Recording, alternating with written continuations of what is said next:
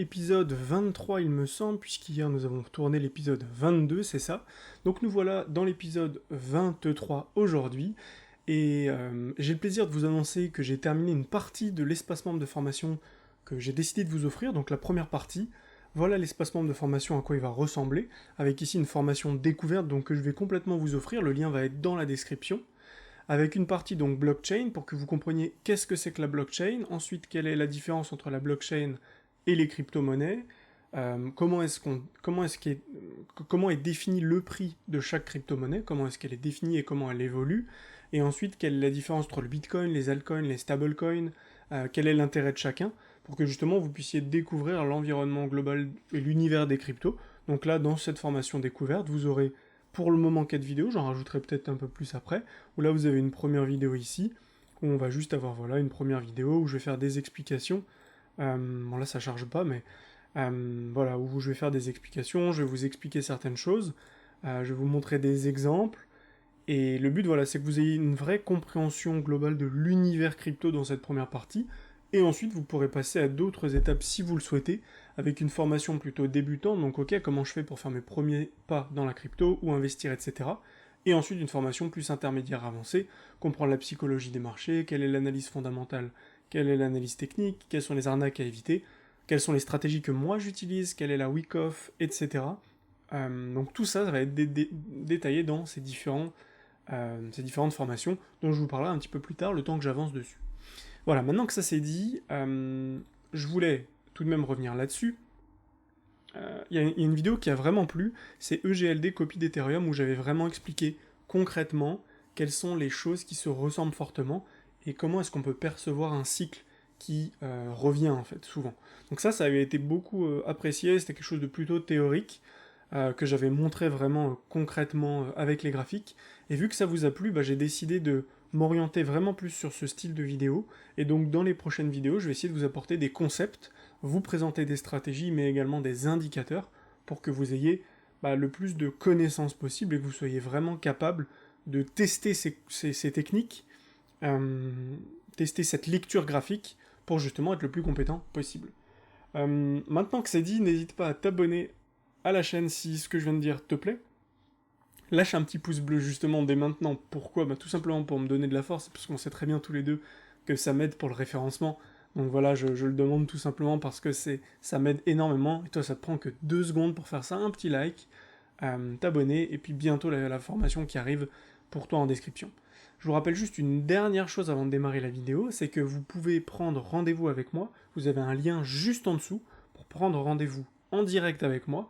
On fera un point soit par téléphone, soit en visio, comme ça tous les deux, vraiment en individuel, pour que je comprenne où est-ce que vous en êtes aujourd'hui, quel est votre capital et quelles sont vos compétences, et en fonction de ça, comment moi je peux faire au mieux pour vous apporter de la valeur et pour vous permettre de justement atteindre vos objectifs. Donc voilà, si tu as envie de prendre rendez-vous, mets un petit stop à la vidéo, clique sur le lien en description, prends rendez-vous avec moi dans mon agenda, et on fera le point ensemble. Allez, pour les autres, écoutez, on est parti tout de suite. Aujourd'hui, on va analyser le Bitcoin, l'Ethereum, on va faire un tour sur le dollar car c'est très très intéressant. Et ensuite, j'analyserai Illuvium, donc ILV, qui m'a été demandé en commentaire. Je commence à avoir une petite liste de quelques cryptos qui m'ont été demandés en commentaire. Donc si toi, tu as certaines cryptos qui te plaisent plus que d'autres, et si tu hésites sur certaines cryptos, tu vas avoir mon avis, tu me le notes en commentaire, et je te fais une analyse dans la semaine. Alors, on est parti directement sur Bitcoin. Alors, sur Bitcoin, qu'est-ce qui se passe ? On peut voir qu'ici, il ne se passe pas grand-chose, ça n'a pas beaucoup bougé, mais on a quand même quelque chose d'intéressant aujourd'hui. Aujourd'hui, quelque chose d'ultra intéressant. Pourquoi ? Alors, je vous rappelle un peu ce qui s'est passé. Ici, on a eu une temporisation, et par rapport ici au plus bas, on est venu donc prendre ici, on est venu poser un sorte de bottom en mèche tout ici, avec ici la journée du 13, où on nous a annoncé que les taux d'inflation étaient très mauvais, et finalement le cours va à contre-courant, et a bloqué toutes les personnes qui ici pensaient qu'on allait aller plus bas, et qui ont shorté le marché. Donc on est allé plus bas, on est allé les défoncer, donc là ils se sont fait défoncer. Les shorters maintenant, il n'y a plus aucune raison de monter bien plus haut pour les défoncer en tout cas. Ce qu'on peut voir maintenant, c'est que quand on est redescendu, beaucoup de gens ont reshorté à nouveau, du coup gros short squeeze, et on est remonté à la hausse. Là actuellement, on a plutôt des personnes qui sont en train à l'inverse, de commencer à ouvrir des longues, parce qu'on a eu quand même ici un W avec une confirmation, un pullback ici qui était plutôt bien, avec un gros short squeeze derrière, mais malheureusement, pour l'instant, c'est pas terrible. Pourquoi? Parce que par rapport à cette mèche qu'on a fait là, on n'arrive pas à clôturer au-dessus. Et ici, on a une mèche qui est ici une fois, deux fois, et en plus de ça, sur le MACD, donc je vais vous montrer ça, on est en train de créer une divergence. C'est-à-dire qu'on a le MACD ici qui est de plus en plus bas, là c'est plus bas par rapport à ici, et là c'est plus bas par rapport à là. Donc on a une divergence sur le MACD. Pourquoi? Parce que ça fait que descendre sur le MACD. Donc la force acheteuse ne fait que descendre, alors que sur le prix, eh bien on peut le voir ici. Qu'est-ce qu'on avait? On avait le prix qui était là, qui est monté ici, et ensuite qui est monté jusqu'ici. Donc là on a vraiment une divergence. Donc ça ne veut pas dire que ça va fortement baisser ou que ça va même baisser. Ça peut juste vouloir dire que peut-être on a besoin de temporiser un petit moment ici, voire peut-être aller chasser un peu en dessous, ou bien carrément, c'est possible également, de retourner à la baisse et de dire qu'on a complètement échoué, que c'était qu'un canal ascendant qui se clôture par une continuité baissière, comme on peut le voir d'ailleurs très souvent. Pour vous rappeler d'ailleurs les éléments, ici, je vous le rappelle encore une fois, mais on a notre gros canal ascendant ici, qui s'est clôturé par une continuité baissière, et logiquement continuité baissière, on prend la taille de la première baisse, on la reporte en haut ici du canal, et ça nous donne comme target les 12 000 $ à peu près. Ensuite, on a baissé, ici canal ascendant, on a cassé vers le bas, continuité baissière par rapport à ce mouvement. Donc ici on a baisse, continuité baissière. Si je trace d'ailleurs ici, je ne sais pas ce que ça va donner, hop, ici. Ok, c'est vraiment chirurgical ici également. On peut voir quoi?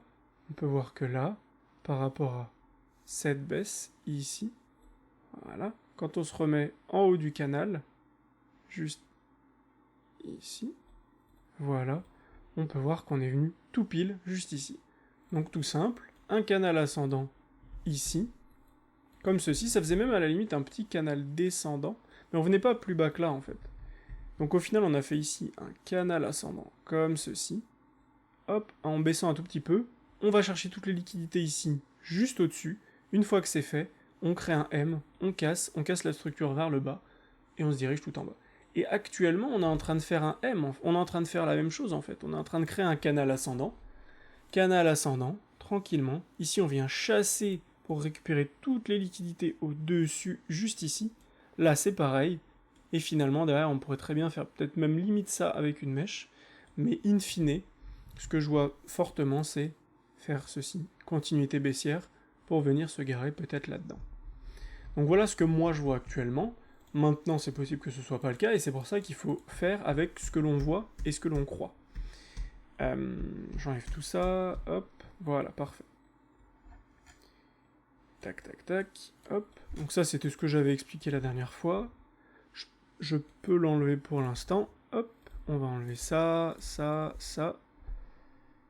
Et ça. On va faire vraiment quelque chose de propre maintenant.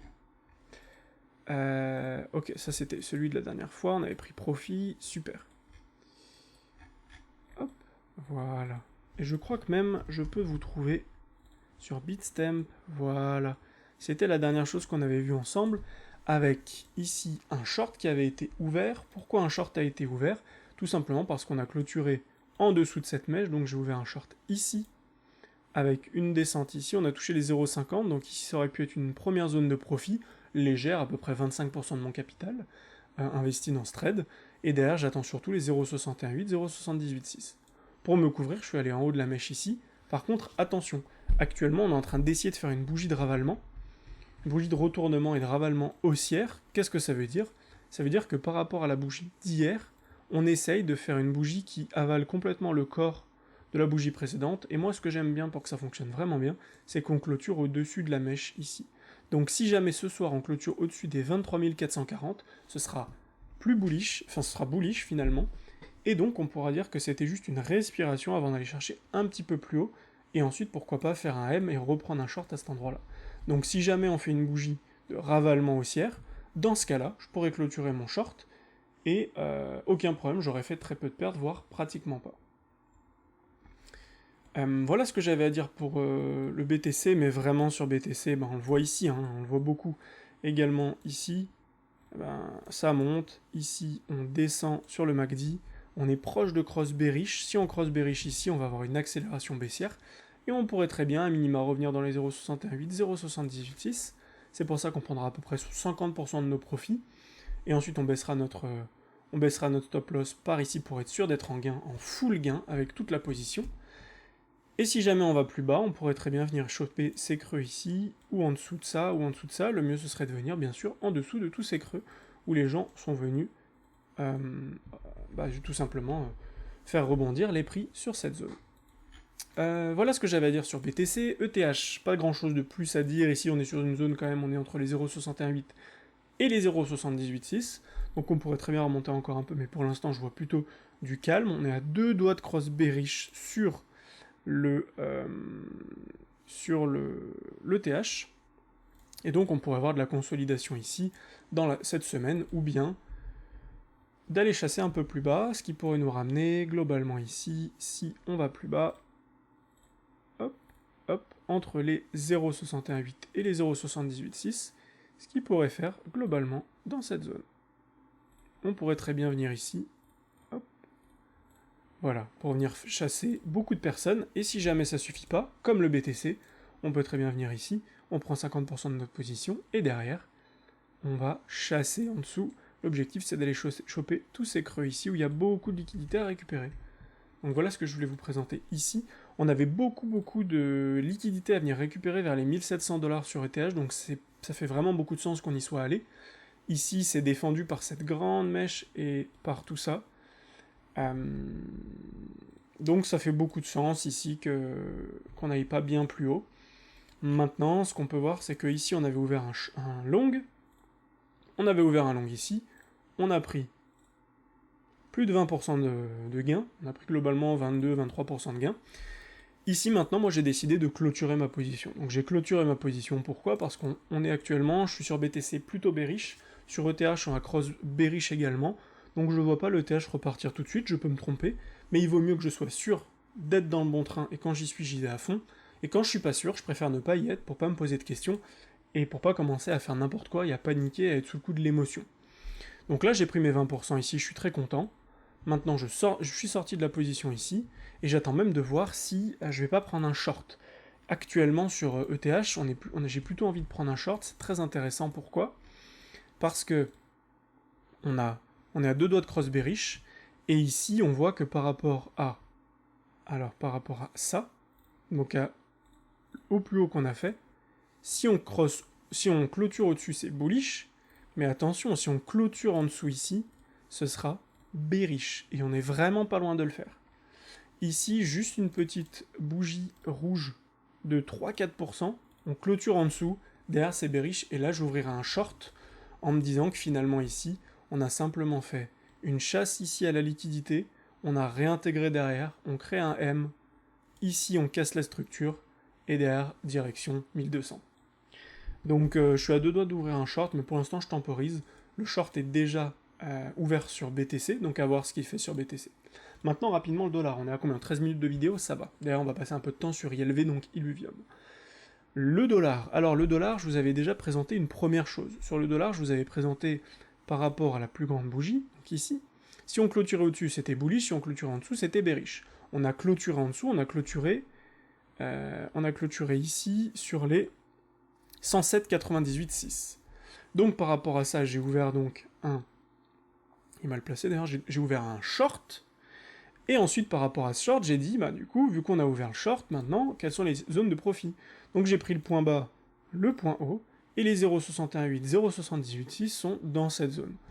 Et bizarrement, ici, qu'est-ce qu'on a fait?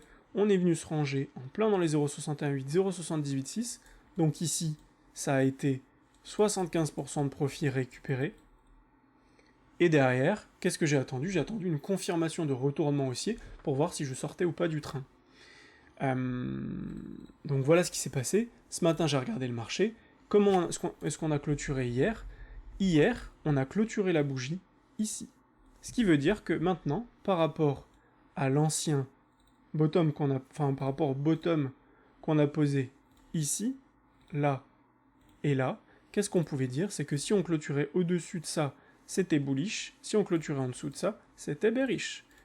Mais qu'est-ce qui s'est passé? Dans les 0,61,8, 0,78,6, on a clôturé au-dessus, on a même fait une bougie de ravalement haussière en une journée, ce qui m'indique qu'on va avoir un rebond sur le dollar.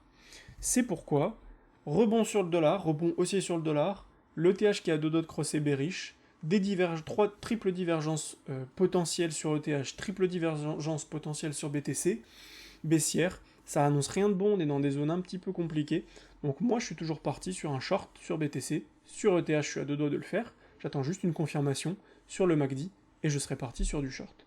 Ou bien ici qu'on clôture en dessous des 1598,28 $. Si on clôture en dessous de ça, j'ouvrirai un short sur ETH.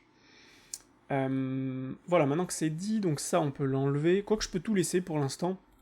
On a les indications petit à petit, il faut juste suivre tranquillement. Mais du coup, sur le dollar, ici, on a full prise de position. Et du coup, depuis qu'on a fait ce ravalement ici, j'ai pris les 25% restants pour simplement, ici, sortir de ma position. Et puis c'est tout, mais du coup, c'était l'indication que j'avais sur le dollar. Et on peut très bien, globalement, ici, sur le dollar, on avait peut-être juste besoin ici de faire une respiration 0,61,8, derrière on repart, et on refait des plus hauts sur le dollar, ce qui pourrait faire mal aux assets à risque comme le Bitcoin. Ok, je voulais rapidement passer vraiment 2 petites secondes sur le S&P 500 ici. S&P 500 qui fait complètement l'inverse ici, qui continue de monter, mais c'est pareil, attention, c'est-à-dire que beaucoup de gens vont voir ça, vont dire bon on est reparti, etc. Globalement on est en dessous de cette résistance ici. On est en dessous de ce point. Pour l'instant, on l'a pas dépassé. Donc, à voir ce qui se passe aujourd'hui. Pour l'instant, on fait, c'est vrai, une grosse journée sur le S&P. Mais on pourrait très bien ici repartir dans l'autre sens, sans problème.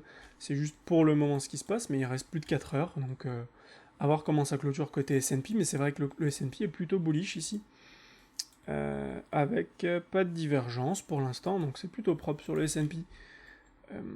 Donc, à voir vraiment. Et pour l'instant, il y a quelque chose de pas très clair entre le S&P et le dollar, mais restons prudents pour le moment. Ok, maintenant on va passer sur Illuvium. Juste avant ça, n'hésitez vraiment pas à vous abonner. Si t'es nouveau sur la chaîne, abonne-toi, ça prend 2 petites secondes, ça m'apporte ça m'apporte vraiment du bonheur et du soutien à mort. Ça me donne encore plus envie de vous faire des vidéos qualitatives, et puis toi, ça te permet d'avoir des briefs quotidiens, gratuits, qui te permettent de savoir où est-ce qu'on en est et quelle est ma vision du marché des cryptos.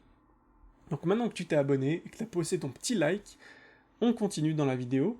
À moins que tu souhaites mettre pause et que tu me souhaites me dire en commentaire, quelle est la prochaine crypto que tu veux que j'analyse. Alors, on est parti du coup sur Illuvium. Donc, quand j'analyse une crypto, qu'est-ce que je fais? Déjà pour savoir si une crypto est bonne. Comme d'habitude, je vais sur CoinMarketCap et je tape le nom de la crypto. ILV qui m'a été demandé. ILV, Illuvium.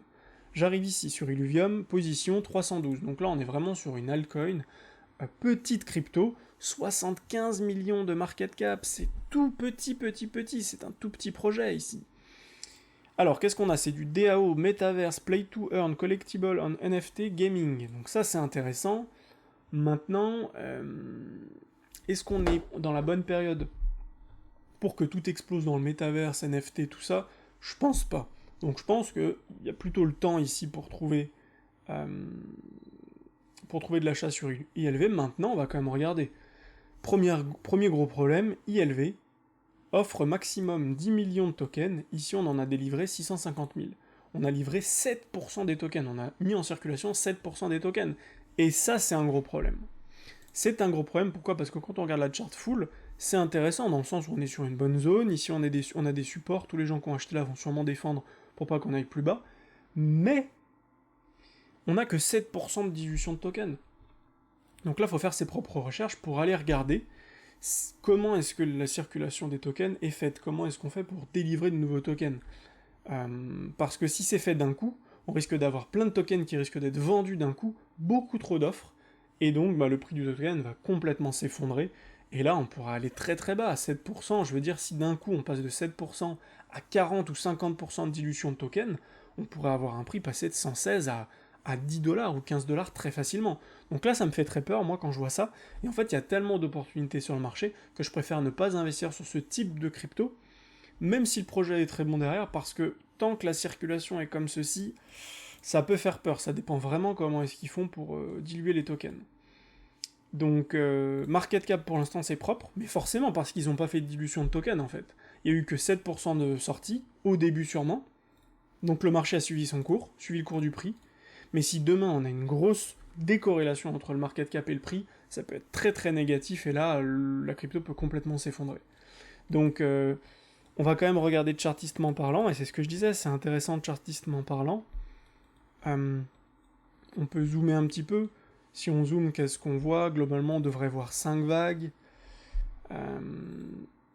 Tac, tac, tac. C'est où? C'est là. Hop. Donc par rapport à ici, on doit avoir quelque chose comme ça. Tac. Tac. Tac. Tac. Et derrière, ensuite, pour ça, on doit avoir quelque chose de ce type-là.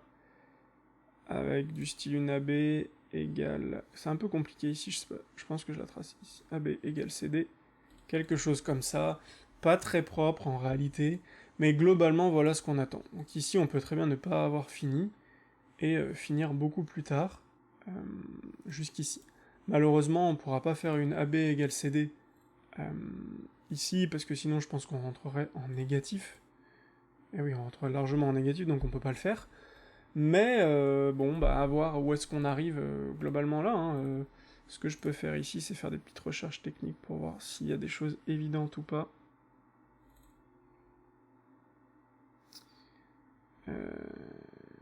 Tac. Ok. Ouais, franchement, il n'y a pas grand-chose, c'est vraiment hasardeux. Donc là, il n'y a pas grand-chose à dire. Maintenant, les 5 vagues ont bien eu lieu, donc ça c'est clair. Si on regarde avec ça, qu'est-ce qu'on a? Très intéressant sur ILV, la MMA20 et MMA50 qui fonctionnent très très bien. Avec ici un point d'achat qui a été call le 9 juillet. 9 juillet, on était par ici. Donc un call aux 78$.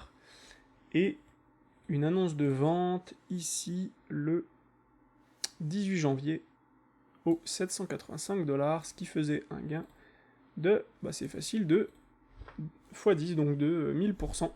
Donc un x10 ici facile sur ILV avec simplement cet indicateur qui est vraiment très puissant. Donc maintenant, voilà, à surveiller, il n'y a pas beaucoup de volume, il y a eu énormément de volume ici. On a eu un volume là, un pic, je sais pas trop ce qui s'est passé ici. Peut-être une manipulation des cours, sûrement, parce qu'il devait y avoir très peu d'argent. Beaucoup de volume ici. Un peu de volume ici, c'est-à-dire que peut-être on commence à racheter tout doucement. Mais la dilution de tokens qui fait peur encore une fois. Donc attention, je suis pas sûr ici que... Mince, j'ai pas... Oui, je suis sûr là, je me suis pas connecté avec le bon compte, ok, c'est pas grave. Mais je suis pas sûr que ce soit exceptionnel. Si on regarde en weekly, je pense pas qu'on ait grand chose, on n'a rien du tout, c'est encore beaucoup trop tôt pour faire quoi que ce soit ici. Quand on voit ça en weekly, on va cross bullish, ok, on a une grosse divergence ici. Bull, mais c'est encore tôt, c'est encore très tôt, on attend de structurer des W et là on pourra investir potentiellement. Mais ce qui est sûr, c'est que le potentiel est énorme, hein. Ici on est monté jusqu'à 2000.